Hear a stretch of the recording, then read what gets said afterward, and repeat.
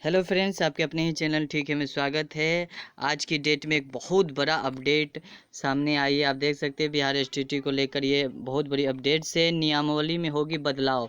जी हाँ, जो बहुत दिनों से चल रही थी खबरें और चर्चा की नियमावली में बदलाव होने जा रही है, अब ये तय हो चुकी है और शिक्षा विभाग ने पूरी तरह से कमर कस ली है।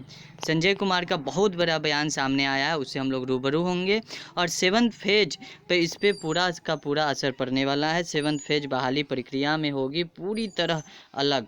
पूरी तरह यह बहाली प्रक्रिया अलग होने वाली है। क्या कुछ है आज के इस वीडियो में देखेंगे, तो वीडियो को बिना स्किप किए हुए देखिएगा। और अगर आप हमारे चैनल पर नए हैं तो चैनल को सब्सक्राइब कर बेल आइकन प्रेस कर दीजिएगा। सीधे रुख करते हैं अपनी खबर की ओर।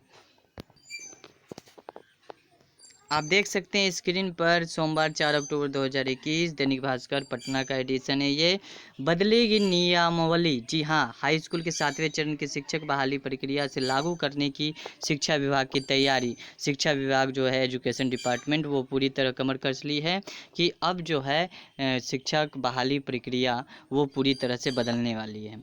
डिटेल्स में इस अखबार को पढ़ेंगे। आगे क्या है इस आर्टिकल में देखते हैं। स्कूल शिक्षकों की भर्ती के लिए बनेगा एजुकेशन रिक्रूटमेंट बोर्ड। अब बाहर हो जाएंगे मुखिया जैसे चुने हुए जनप्रतिनिधि।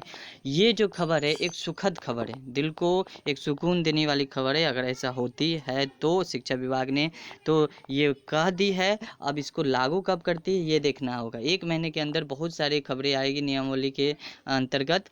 तो मुखिया जैसे चुनाव जो हैं अभ्यर्थी जो अभ्यर्थी को चुनने में भागीदार लेते थे, इन्हें अब बाहर कर दिया जाएगा और एक एजुकेशन रिक्रूटमेंट बोर्ड तैयार किया जाएगा। जैसे रेलवे बोर्ड के लिए आरआरबी, आरएनटीपीसी ये सब बोर्ड होते हैं रेलवे कर्मचारी को चुनने के लिए, उसी तरह अब शिक्षक को चुनने के लिए एक बिहार में रिक्रूटमेंट बोर्ड बनेगा। ये बिहार सरकार बहुत अच्छा कदम उठाई, ये सराहनीय और धन्यवाद के पात्र हैं। जूम करके देखते हैं क्या कुछ है खबर में डिटेल्स के साथ।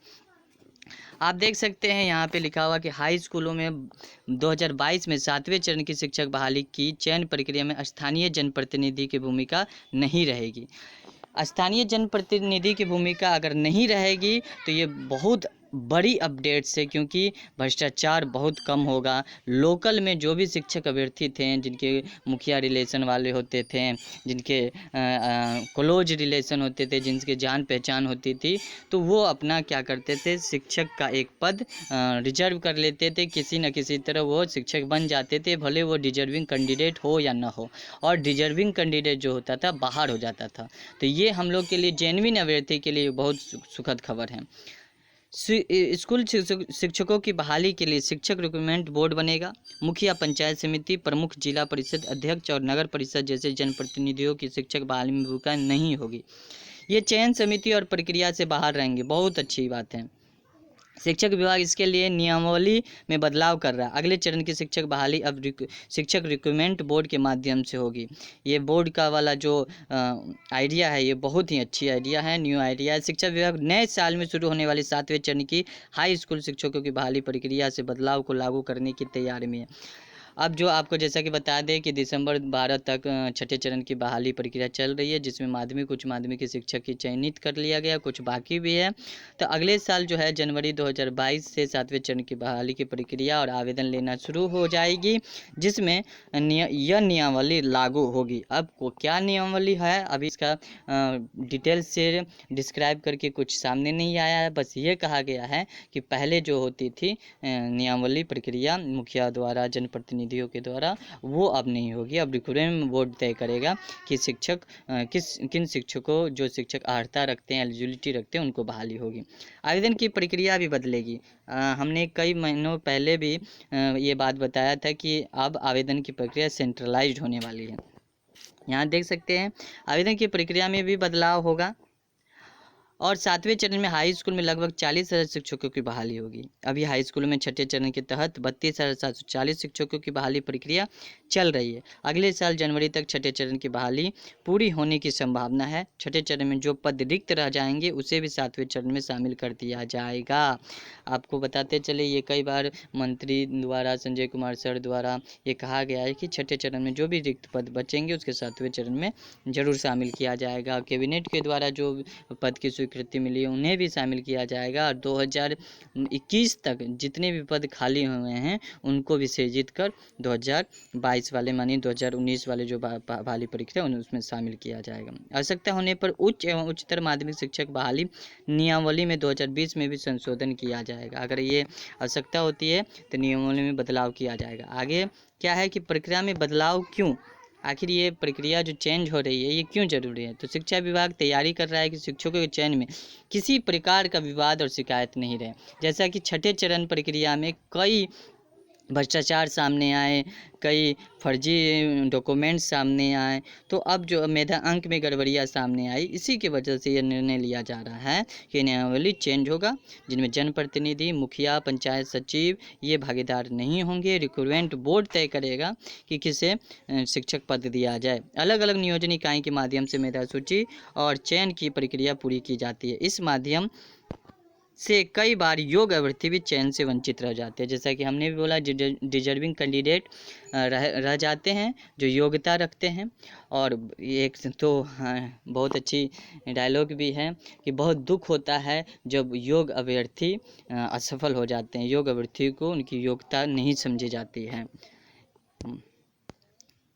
ठीक है, अब यहाँ देख सकते हैं आगे क्या कुछ है कि अब संजय सर का एक बहुत बड़ा बयान भी आया है कि इसलिए नियमावली में बदलाव किया जा रहा है ताकि कोई विवाद, किसी प्रकार का संशय, भ्रष्टाचार, मेधा सूची में गड़बड़, ये जो है विवाद जैसी स्थिति पैदा न हो। शिक्षक बहाली के लिए अलग अलग भर्ती बोर्ड बनेगा। विवाद को दूर करने के लिए सेंट्रलाइज तरीके से आवेदन लिए जाएंगे। अब तक क्या होता था, विद्यार्थी घूम घूम कर कई जिलों में आवेदन करते थे, कई प्रखंडों में आवेदन करते थे।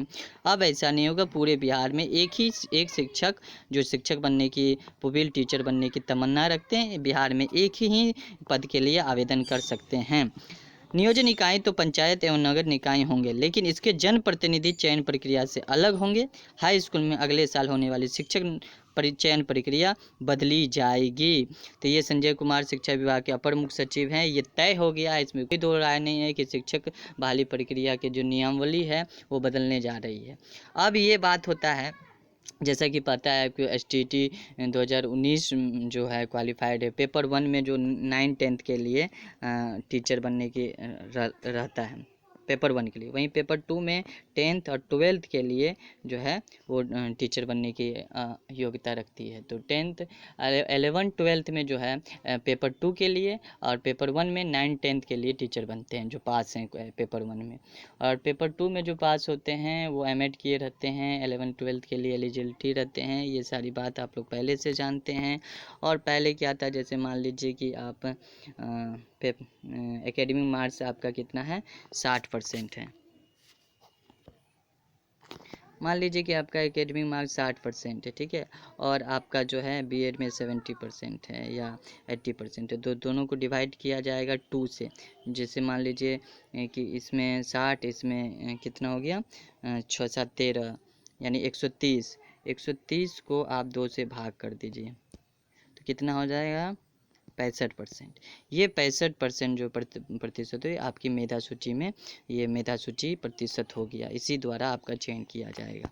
तो ये नियमावली थी। आगे क्या कुछ नियमावली में जो बदलाव हो रही है, क्या कुछ डिटेल्स सामने में आएगा, उसको अगले वीडियो में या नेक्स्ट वीडियो में हम लोग बात करेंगे कि क्या कुछ है। अब तक इस वीडियो में इतना ही, मिलते हैं नेक्स्ट वीडियो में नेक्स्ट अपडेट के साथ। वीडियो को लाइक करना, शेयर करना, चैनल को सब्सक्राइब करना ना भूले। धन्यवाद।